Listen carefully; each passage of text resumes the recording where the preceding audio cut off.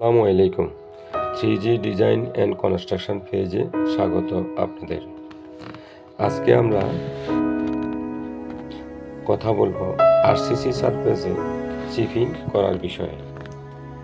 RCC surface বলতে আমরা সাধারণত বুঝি বিম, কলাম, ছাদকে।